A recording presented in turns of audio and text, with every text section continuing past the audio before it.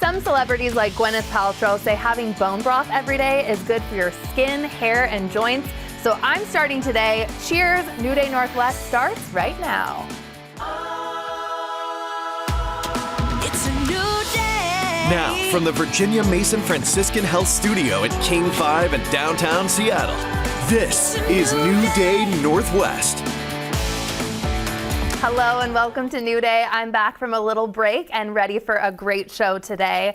One of the things I did while I was off was a real pinch me moment. I actually went back to my high school, Lake Washington High School in Kirkland. Go Kangs! Yes, we were the Purple Kangaroos. And I got to speak to the video production class. The class is actually taught by former King 5 News and New Day Northwest producer Sue Ring.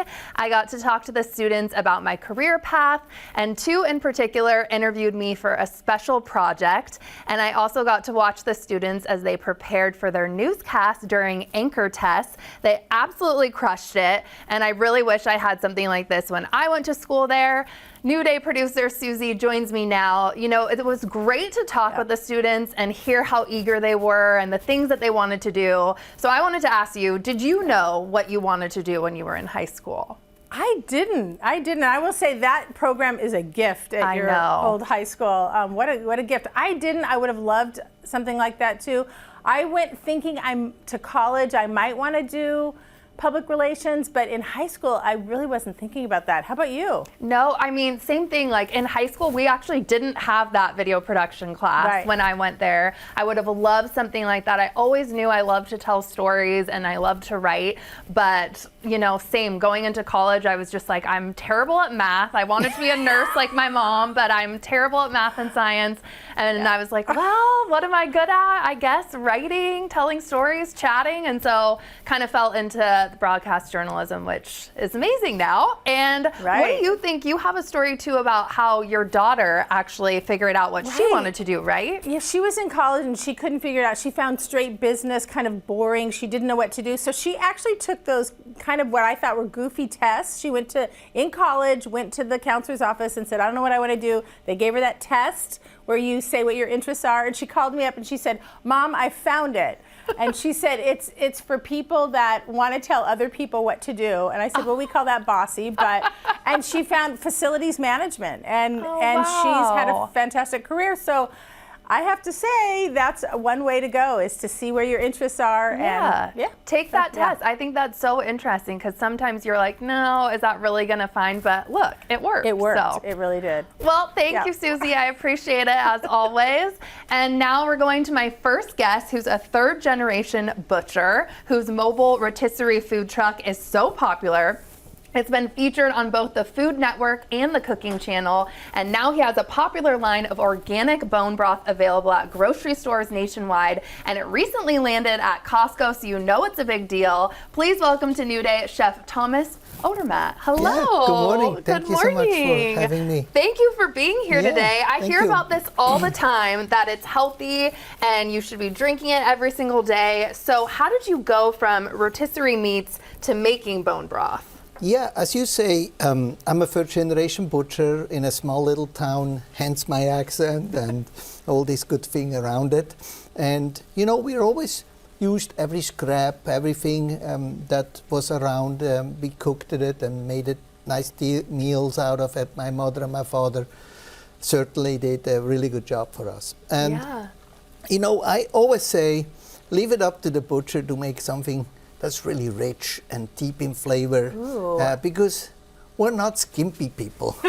We like to cook with abundance. Yeah. And so when I kind of started in San Francisco with the food truck, I always knew I want to do something that's more meaningful. You know, did you know that out of 10 Americans, 6 have a GI issue? Wow. I myself have severe allergies to a lot of food. And so when I cook really simple, straightforward. I really wanted to make a bone broth that is absolutely, has almost nothing to it. It's almost a forgotten art how I make my bone broth. Okay, so walk me through too. How do you make this bone broth, this art? Yeah, so Now you're searing. Yeah, What are we I'm searing? preparing something for.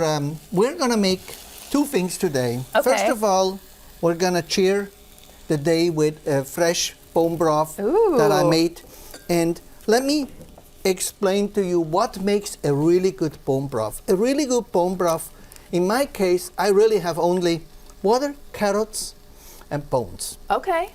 And Simple ingredients. Simple ingredients. And there's a lot of bone broths out there. I only sell it fresh. It's Okay. a fresh bone broth, no frozen, no aseptic package. It's way too stressful for the product to go through this process. So for me, it's all about the jiggle. Oh, So- you gotta have a jiggle. So how do you know this is a good bone broth? Well, judge it by the jiggle. Judge it by the jiggle. I like that. Okay, so I'm putting a little in here for us to taste test. Perfect. And then, so you're searing the lemons, and then what else do we have to do? I hear kale is involved, right? Yes. So we are searing the lemons, and then we are doing my sofritos. We are cooking the sofritos a little bit sauté with olive oil. Oh. If you don't mind, you could pass me on this olive oil. Yes. Please. Absolutely. Here you are. Okay. Thank you. Okay, and we're making a chicken orzo soup today with the bone broth, right? That's what we're doing. That is correct. You know that orzo is the thing of the 80s. You know, almost forgotten. Everybody talks about orzo. But I make an orzo with whole wheat orzo. Yum. So very healthy. And when I started Roli Roti, it was only at a farmer's market. Wow. And at a farmer's market, everything is seasonal. And so I started to look at it and say, okay, you know, if it's seasonal, if it actually looks good, Yes. it tastes good. Okay, so this is sizzling. Should we put the celery in there, or how's it We working? are going to put the celery in there right now. Perfect. Get a little sauté going. Yum. And Okay, also, I'm tasting this too. You also could always use a little bit beef tallow, Okay. or olive oil. Yum. Depends on my mood. I use a little beef tallow that I have rendered, or I also use olive oil. And I see some garlic and onions in there too, right? Correct. Oh, Absolutely. Just make it very delicious. simple. And then with the bone broth, so this one is the same jiggle. Add a little bit of salt, because that's another thing. I don't believe in salt. wow. I just don't salt my broth. Okay. So it's a salt-free product. Customer, people at home, you can always put a little bit salt back in, and it's just something perfect. This is so delicious. Just add that. I could definitely drink this every single day. I'm going to help you too with the kale. Yes, What do you need me to do with that? So I want you to massage the kale a little bit. Massage the kale, he says. Yep. Okay. So add a little bit of that. A in little it. olive oil in here? Yes, please. Okay. Perfect. And while we're waiting for that to cook down and I'm massaging this, tell me about the health benefits too of bone broth. Yeah, so it's definitely for gut health. Uh-huh. If you have a leaky gut or upset gut, it helps you. It restores your gut. It's also very good for your skin, for your hair, and for me, I believe also in my joint. Yeah. So when I cut meats, it's a very tough work the whole day. And Yeah. if I drink bone broth with some ginger and turmeric, and I add a little bit salt to it, just because I had a good workout, so then it actually helps me with my restoration of my joints. And it's just, it's really a superfood. It's really a superfood, but unfortunately, oftentimes the superfood has been interpreted like industrialized. So I still, when I look at my facility where I make it, we use big vats, big pots. Right. And it's 24 hours cooked, up to 48 hours cooked. And that brings out that micronutrition. It brings out the jiggle. Yes. Because we need really... the jiggle for the collagen. Correct. Okay, so how is this looking? I massage this in. Is it Yep. going in the big pot? Give me a second, please. Okay. You're way faster than I am. Oh, no, it's okay. char on that. So That's looking good. So you saute that for a few minutes. yep, saute that for a few minutes. And that goes in and then first. we put that in, and then we give it a nice toss. Wow. Gonna put this over here. Okay. Excuse my noise. And then we're gonna mix it a little bit. A good mix. Oh, I see the orzo in there. So Yum. you see this? Yes. Beautiful, nice orzo. Yes. It's a whole wheat orzo. So and then- good. And then I add a lot of bone broth to it. Again, Simple simple. ingredients. And now you can add this one to it, please. Okay, add this in. Yep. Okay. And then the lemon goes on top. This all smells so good. Oh my goodness. So we do that. So there's two things. Just keep it very simple. Yeah. And I did cook the orzo separate, so I Right. don't want the starchy water in my soup. Okay, that's a good pro tip. Well, we're gonna finish cooking in the break and taste test. This was so delicious. Thank you so Thank you. much for Yeah, being here. Thank you so much. Yes. Thanks for having me. And I'm all warmed up now from that, so we're ready to take the great outdoors like my garden. Later in the show, Master Gardener Cisco Morris stops by to show me how to prune hydrangeas. Apparently you need to know the type before you prune them. But first up, we're talking with the author of a book that takes a funny yet insightful look into how the female body shaped human evolution. Stay with us. The New Day Northwest Kitchen is brought to you by Safeway. Welcome back. We're about to have a body science lesson. We all know there are certain biological differences between men and women, but have you ever thought about why or how these differences came to be? In her New York Times bestseller, Eve, author Cat Bohannon talks through the history of several issues from mental health to hormones, sexism, and beyond. And now the book has been adapted for young adults. And Cat joins me now, of course. Hello, hello. Hi, happy to be here. Yes, and so first talk about the original version of Eve and what made you want to now specifically have one for young adults.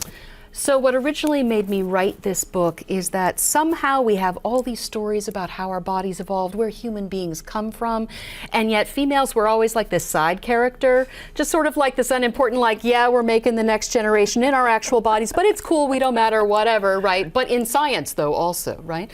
So I thought that needed a correction, and we know that women and girls are understudied and undercared for in just about every setting, but that's finally starting to change, and it's changing how we understand what we are even as mammals. And so that was really cool. So I wanted to really give people a lay of the land with a lot of jokes in this book, and then while I was out there promoting it, whether it was on the Daily Show or elsewhere, people would come up to me and be like, I have a daughter, I have a granddaughter, I have a cousin, I got a niece, and I want to be able to talk to her, but she's still a teenager, she's a tween, and I want to be able to give this book to her, and so we adapted it for younger readers, and that just came out yesterday. I know, that's so amazing. So you had the first one was out in 2023, you said. October 23, my first book. Oh I know. my gosh, I just and finished look my at this. PhD that year. It was crazy times. Okay, crazy times. Yeah. And you want to talk about some big misconceptions around certain body functions too that you think our viewers should kind of think about. And we're going to start with fat. We're just Okay. going to get it out of the way. So Hey, we're what do you doing think? it. We're doing it. Okay. Yeah. Go. Okay, so we know that females have different fat depots, fat deposit, different patterns of fat deposit on our bodies on average compared to men. But you might not know that it's long evolved to help us make babies if we choose to do that. So I'm just gonna do this on camera right here, like this right here. This is your gluteofemoral fat, okay? That's your upper thighs and your hips and your butt. And it turns out that this stores these special kinds of fats, LCPUFAs, think omega-3, think fish oil, okay? We don't get it very well from making it from smaller parts. They're these long chains, so we have to get it straight from diet. And then actually from like mid-childhood forward, we're just storing it if we're female. We're just hoovering it down and literally storing it in our actual butts, not just our cake, but this specific kind of fat.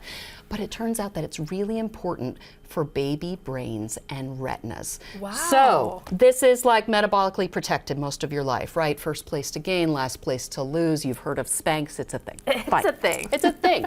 Except if you ever choose to be pregnant and you do make it to a third trimester, then it's like the baby's got a crazy straw straight to your butt and is hoovering the stuff into its own body. Also, if you ever breastfeed in those early phases of breastfeeding. And mostly coming from there. So it's not like, does this dress make my ass look fat? It's, does it make it look smart? Because that's what it's for. Okay, and speaking of smart, brain development is next. Yes. So what do we want to know about that? So girls are bad at math? No, not so much. And not just because I was a mathlete, mostly for the donuts. Okay, they served us breakfast. But you it was the always thing. hear that. Like, we're good Yes. at writing and stuff and, you know, public speaking and not math. So when you actually dig into the science of it, when you look at the studies, no, actually, it seems to be we're pretty much equally good at all of these cognitive things we call mathematics, right? Except for one tiny little thing, and the result is real small. We're like, is that even science? It's just like this, okay? And that's called this subset of spatial logic where picture a box in your head. Okay, picture a box and then rotate it. Okay. Now answer questions about one side. Male test takers will do that slightly faster. Oh, If interesting. both people are given equal amounts of time, male and female, the female will answer just as accurately, just takes slightly longer. We don't know why, and again, it's an average. It's like this little bit of difference. So if that's the big advantage that males have in math, not so much, friends. Yeah. Oh my gosh. Okay, so we have time for one more. 'Kay. What do we want to go? Puberty misconceptions? Okay, so in all mammals, and we're talking rats and us, okay, Yeah. all the way through. Female and male puberty is a little bit different, but not just because of the ovaries and the gonads and whatever it is that boys do when they're teenagers. We don't know. Okay, I haven't done I don't that. know. Haven't done that. Haven't been there. We'll say that even in rats, it starts sooner and it lasts longer. That's true of us too. Our puberties, our pubertal development starts sooner and lasts longer. For boys, it hits them late and kind of hits them like a truck. Also true of rats, but worse for human beings, right? And so that tells you a little bit why you have those girls that are a bit taller for so long, Yeah, and then the earlier. boys are like, what's going on with the squeaky voice, etc. But it's also true in their brains, right? That actually we're dealing with a lot of mental health stuff and pubertal development over time, but we also have more time to adjust to it. So our later teenage boys, their brains are really getting hit hard by puberty, and we can be more sensitive to that. It isn't just about their voices changing, it's also like, oh, your puberty's different. How can we better support you knowing that it's hitting you in about half the time and later? Gosh, so interesting. I could talk about this with you forever. I love the passion that you bring to this topic. Read the book, everyone. And just a reminder, Cat is holding an author event tonight, Wednesday, February 26th at Third Place Books, Ravenna. So look for that. And after the break, forget green beer. We have a festive St. Patrick's Day cocktail, and I hear it's magically delicious. Welcome back. Who isn't looking for a bit of a luck these days? While St. Patrick's Day is still a few weeks away, we couldn't resist sharing this recipe that's gone viral on Instagram. Producer Rebecca saw it first and it was me. It was you. And since it involves Lucky Charms and adult beverages, I say yes. Bring it on. Did you just like happen upon how did this come about? I feel like several of us saw this like kind of right around the same time. It's an account called The Inspired Life and Home. And look at that! It's so cute! Oh my gosh. And it's perfect for St. Patrick's Day. I know, you're already like vibing with St. Patrick's Day with your know, green. I not love it. that far away. It's not. It's not. We're and channeling we it. have to celebrate. So Okay, walk all right. me through the steps. Let's How do we it. do this? So the first thing that we're gonna do is we're gonna rim a martini glass with a little bit of frosting. Just already we're off to something a that's- great start. I know, right? What is it about you and me? We always do these things with the frosting. I know. Okay, so. Oh yeah, this is going well. Yeah. We're vetting the viral, guys. We're betting. That's Okay. the whole point. Okay, so All right, that comes so off. let's try putting these on. Does it stick? I know. I wonder, do you have to? It's almost Oh, like yeah, it building a kinda gingerbread does. house. Oh yeah, Yeah. it totally does. Yeah. Okay. So we're doing that, right? press hard down is the pro tip on Okay. that for a couple seconds. Yeah, that Make sure works. there's enough frosting so you can rim that Yeah. around the glass. Okay. Already you're on a huge sugar high. Do you want to try yeah, this one? let's I mean, that attempt. part just makes it so much festive.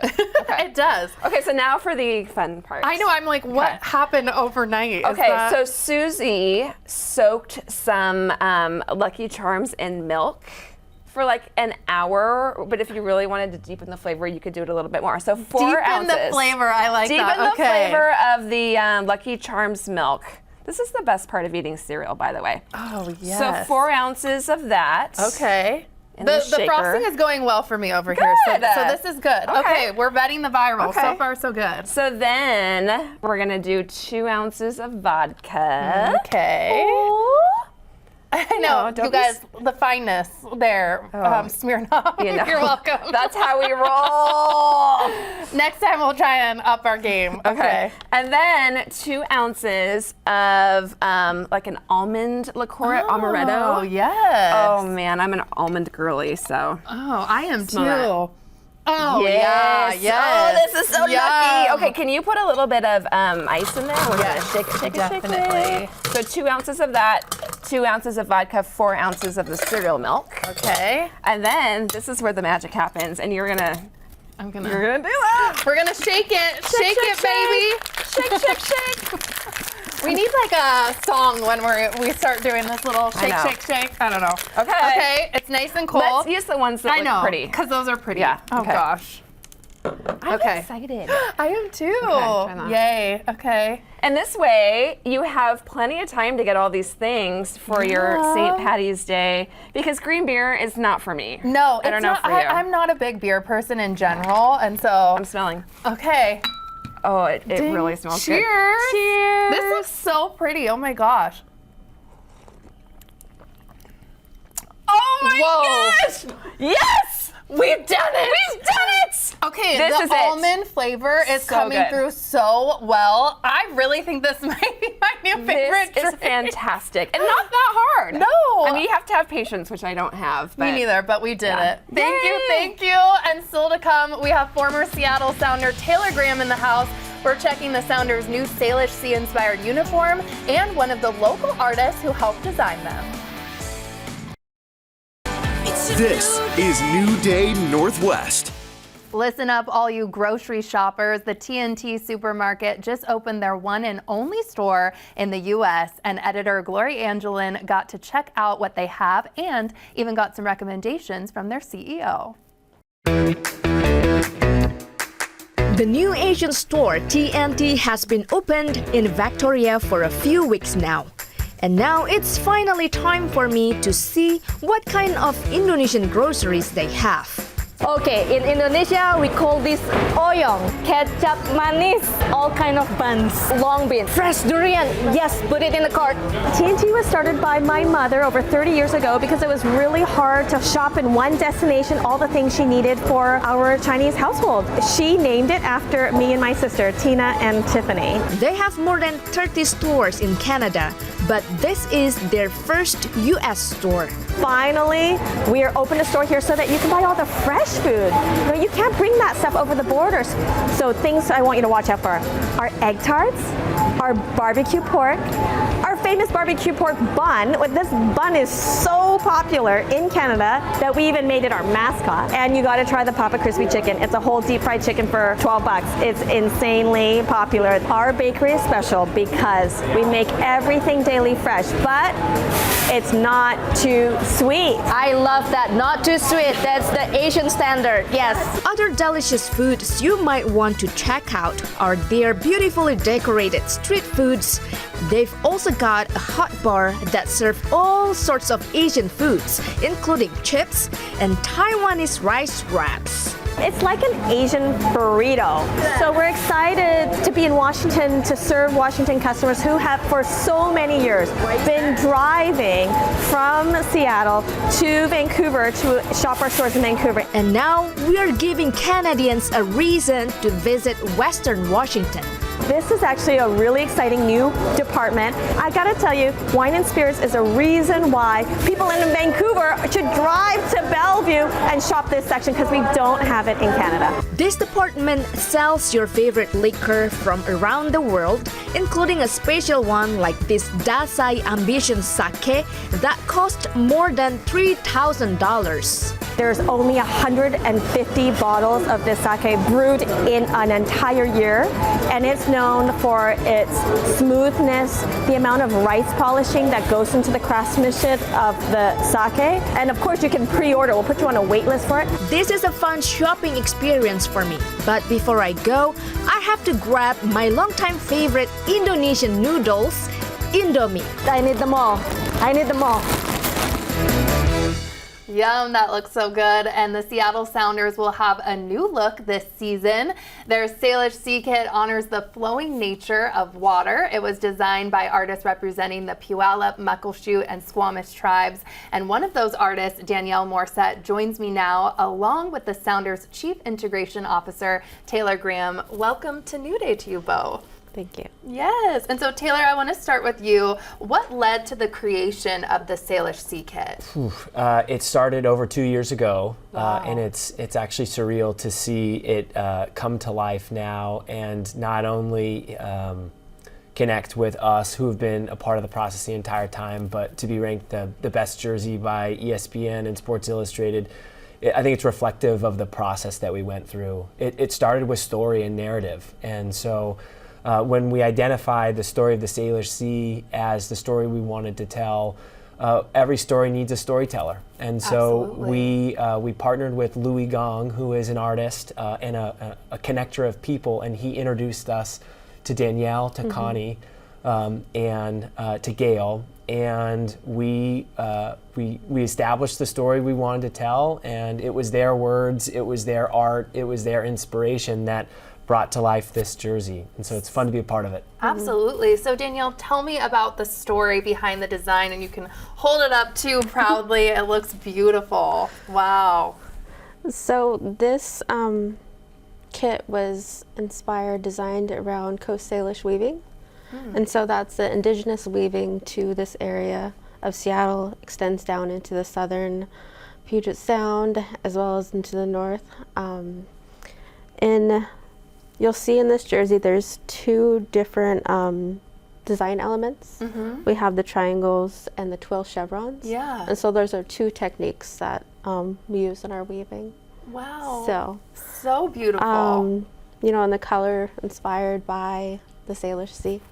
Definitely. So, and Taylor, why did the Sounders want to be a part of this project? Gosh, well, water is core to our identity. We are the Seattle Sounders. We're born from the Puget Sound and therefore the Salish Sea. And so water's always been part of our narrative and storytelling. It's also part of our commitment and preserving the thing that is so important to our region and telling that through the voices of artists whose art is inspired by generations of storytellers and the original Sounders. It was really important for us to find the right collaborative partners for us to tell this story. We started our collaboration process in 2021 with Jimi Hendrix, and 23 with Bruce Lee, both to celebrate the 50 years of their passing and their legacy. This one was different. This was the opportunity to work with collaborators who are in real time every single day, telling stories through their art, through their weaves, and inspiring the next generation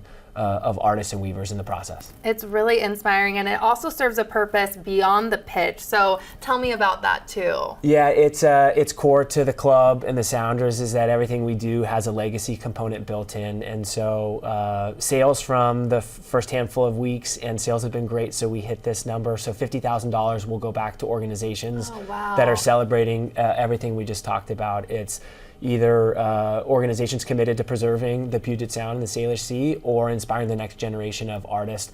Those organizations include the Burke Museum, the Seattle Aquarium, and more. And so there is a social impact commitment to this story and to this jersey. Wow. And Danielle, how do you feel seeing, the finished product and all these uniforms that represent your heritage? So the final design, I see myself in it. I see, you know, the tribes that we represent in this jersey, and I'm very proud. I'm not sure if you're aware, but the artistic landscape of Seattle has been associated with art that's not from here. And so now we get to reclaim our space. And for the Sounders to partner with us, it shows, you know, how important it was for them to tell the story of the first people of this land, which is the Suquamish and Duwamish people. So. Gosh, amazing. And growing up, you personally benefited from two of the organizations that are receiving donations too, is that correct? So tell me about that and what that means to, you know, have these organizations represented.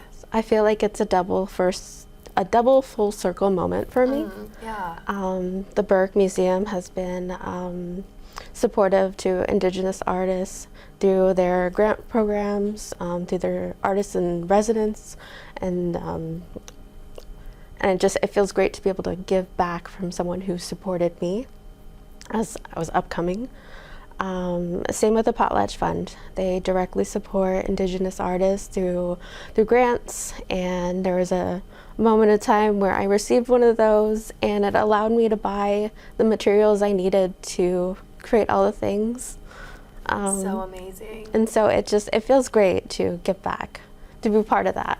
Yeah, and now probably wear your work around. I mean, that's so exciting. And so, Taylor, how can fans get their hands on the kits too right now? Well, it's a beautiful kit, and so we encourage fans to do that. Kelly, we brought you one, so you're No, taken you did care not. of. We've taken care of, so you can. Wow, thank you so much. The jersey you guys. is available for purchase online. My recommendation, honestly, is to come to a Sounders match. MLS season is back. Soccer is back. The Sounders have started. The Seattle Reign are about to start. Come to Lumen Field, and connected to this is that if you are not a soccer person, if you are not a sport person, there is something for you as part of this community. And so as part of this commitment to storytelling and connecting people and weaving our community together, the first match is on us. And so if you have never been to a Sounders match, no way. The first one's on the club. We want you to come, and we believe that if you come and experience it, you will come back and be part of our community. And so come to a match. If you've never been, the first one's on us. And when you come to that match, you can see this kit, you can buy this kit, and you can learn a little bit more about the story behind the kit. Yes. And so come try it. Okay, well, I'm going to wear this proudly because I'm embarrassed to say I've never been to a Sounders First game. match on us, Kelly. But I know, you sold me, and I'm definitely so excited to wear this. Thank you so much. Such an exciting time and amazing partnership.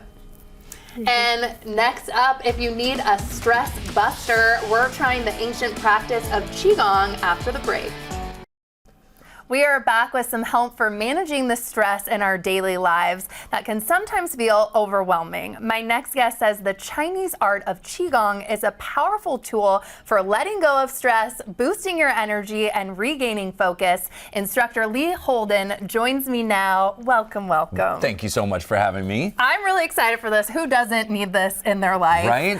You've been teaching the art of this for over 30 years, right? Right, yeah. Okay, so what exactly is Qi Gong? Qi means energy. So it's energy work. Gong means to work with energy or develop a skill at working with.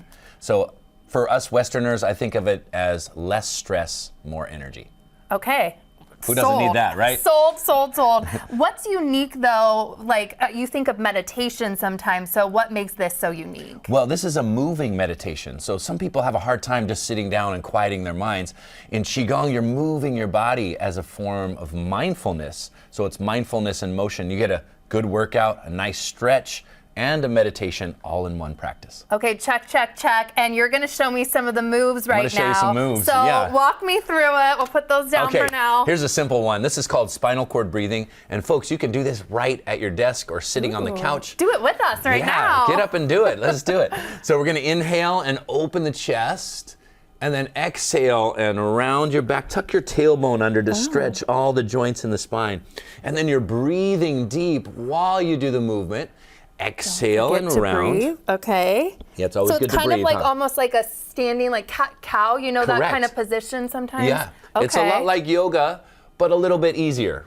We don't have to do any headstands or No headstands today. I've ankles done behind that. the ears. Yeah, no, thank you.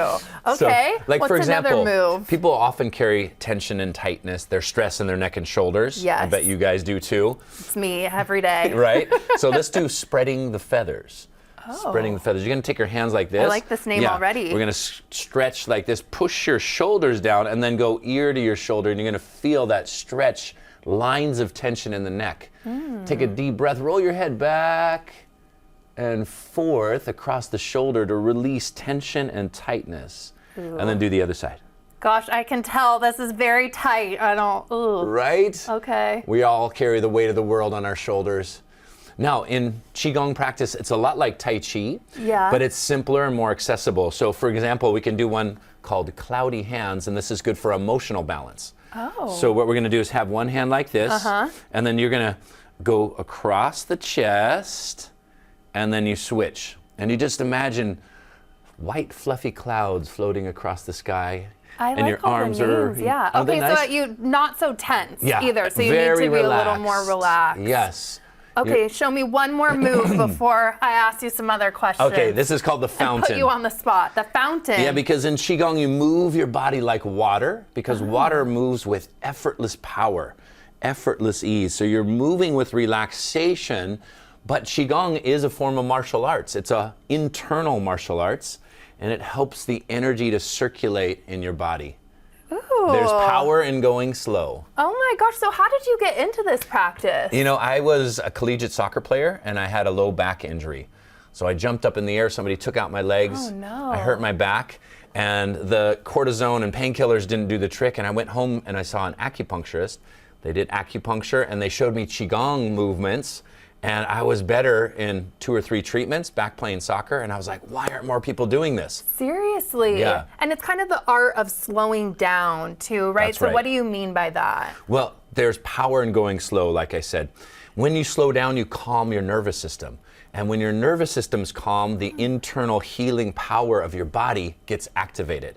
And there's all kinds of beneficial things when you do slow down. Absolutely. And so what are some ways, you know, that we can be slowing down in our everyday life and kind of take that into our lives? Well, you can have a little Qi break where you just slow down your breathing. If you inhale for about 4 or 5 seconds, breathe, everybody, and exhale for 4 or 5 seconds, automatically you're going to feel your mind calm, your self come back to the present moment, and you're going to gather resources. There's a big slow revolution happening. Slow food, slow eating, slow productivity. Even companies are having people slow down so that they're more efficient, they're more focused, and they get more done when you slow down. Gosh, I love this mentality. And so now I'm sure people want to know, how can they find out more about you, Qigong in general? So how can people find you? Fantastic. Well, I just have a new book that came out. It's called Ready, Set,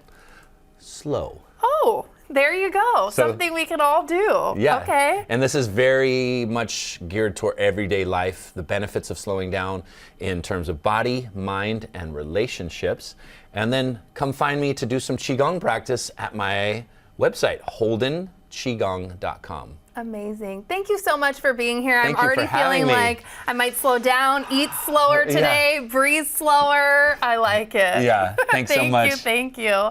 And after the break, Master Gardener Cisco is in the house. We're talking about hydrangeas and when's the time to prune them, the best time to move them, and everything else you need to know as planting season on the horizon. So stay with us. This is New Day Northwest. Blooming hydrangeas are a wonderful sight, and thankfully we are not too far away from seeing that. In fact, this is a picture of producer Rebecca's as of yesterday, and Master Gardener Cisco Mora says now is the time to do a little pruning, and he's here to help me prune. Hello there, friend. Hey, Kelly, good to see you. So good to see you. And so what do you love about hydrangeas? Well, one of the things I love, they got big, showy flowers, and a lot of times they bloom late in the season when nothing else is doing anything out there, you know. Oh, so then you're so thankful when you're looking out there. And they're so colorful too, you know. And they have come up with so many new kinds of hydrangeas. In the old days, The only kind you could get was kind of this standard macrophylla. It means big leaves. Yeah. And, you know, so, and these are wonderful, you know, but now. There's a lot of different This varieties? is a mountain hydrangea. It doesn't get as big. That is, that's called kind of a tree hydrangea. That thing is so cool. That's called Annabelle. Those flowers are the size of basketballs. Wow. They're so cool. And I know that might be my fave. well, they're pretty cool, and there are all kinds of new ones. These are the easiest to prune, too. Okay, yeah, and so walk me through the best time to prune. Right now.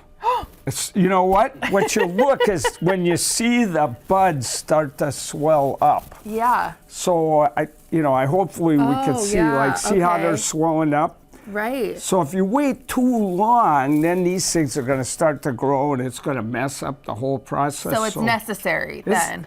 You really do want to prune your hydrangeas because they'll just get all crowded, and they get tall too. Some of them. I know. You know? Okay, so do we need to cut them back? Do we need to prune? How do we prune? We really should do it.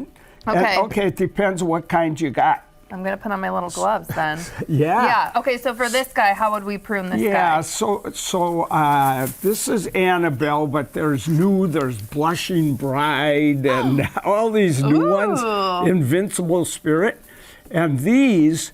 Notice they don't branch out like this. Yeah. So if you've got a hydrangea at home and it's just straight like this, then this is an arborescens or a PG hydrangea. And you know how you prune these? You just chop them down. That's it? Where? Yep, right above a bud. Right above that. Right above that bud, this right guy. there. Okay, but see the you know bud? what? No. I'd even cut way down here. I cut them to within 6 inches of the ground. Oh, okay. And then what they'll do is they'll just grow back. Now, so this is all gone now. This is all that's left in the ground. That'll grow back. It'll send out a few, and they'll bloom like mad all summer long. Oh, gosh, amazing. Okay, Yeah. how would we prune this guy Now, again? this Same is thing, a little looking more tricky. Oh, no. Okay, So- see, everything's tricky. They're They- loving each other. They tend to get too tall, and people don't like that. But here's the key to know about this. They only bloom on what grew last year. Oh. So when you look at the growth on these things, you could see a different color on the wood that grew last year. Yeah. So if you cut it here, guess what? No flowers. So people, they get too big, they cut them down, and then they go, I didn't get any flowers all summer long. And that's because, they only bloom on what grew last year. So what you want to do to prune these is just cut them back somewhere to a bud behind the flower. Oh, So okay, so like right here? Yeah. Okay. And you do that all through it. But now there is one trick I do. Okay, what's your so trick? you've got 8 million of these growing out of the ground, Right. And they get too crowded and they get tall. So I pick the tallest, oldest ones and cut a third of them out real symmetrically right to the ground, or where they come off another one right by the ground. Gosh. And when you do that, you're going to have a taller hydrangea, but it'll be open and elegant, and the flowers are twice as big because you reduce the amount of flowers. Oh, amazing. How can you transport these babies too? Like, are they to are you transplant able? them? Yeah. Or Right now, before they start growing too much, these are the easiest things to transplant. You almost go, hey, move! So you just dig these out and get a good bunch of roots, stick them in your new spot. But don't forget, hydrangeas don't want tons of sun. That's what I was going to ask. Where should you plant these? They love morning sun. Oh. If you can give morning sun protected from afternoon sun, they just bloom their little hearts out. They don't get burned leaves. But even bright shade is fine. Yeah. But full blasting sun, it's not a hydrangea's buddy, How do you change the color then too of them? That's really interesting. So for hydrangeas, if we have acid soil in Washington because we get so much rain in the winter, and so if you have acid soil, these tend to turn blue. Oh. But if you have alkaline soil like the desert or something, then they turn red. Yeah, that pretty red. Yeah. Okay. So if you want these more blue, you could buy bluing agent. And what it is that the hydrangea can only pick up certain elements depending on the alkalinity of the soil. So if you add bluing, you're adding something that makes the soil more acid, so it's going to turn blue, but also it's aluminum in the soil that makes these turn blue. And so you're adding aluminum. See, the plant can't pick up the aluminum if the pH is too low. But if it's high, then it's going to turn them blue as can be. But there's one other thing. If you want them to turn red, you got to put about 100 tons of lime in the soil to make it more alkaline. And so you can do that. You start doing it in the fall and you keep doing it on every month. Yeah, a little lime, yeah. That's so interesting. It's hard to make them red. Not many of them, you don't see many red hydrangeas. There are some that are supposed to stay red, but I noticed they kind of move toward purple in my garden, you know. Oh, thank you so much, Cisco. We love when you're here, all the information. And thanks for spending time with us today. You can check our website for more of our content, and you can always send us an email to share your thoughts. Don't forget to enjoy your new day, and we'll see you next time. Some segments of New Day Northwest are paid for by these fine sponsors: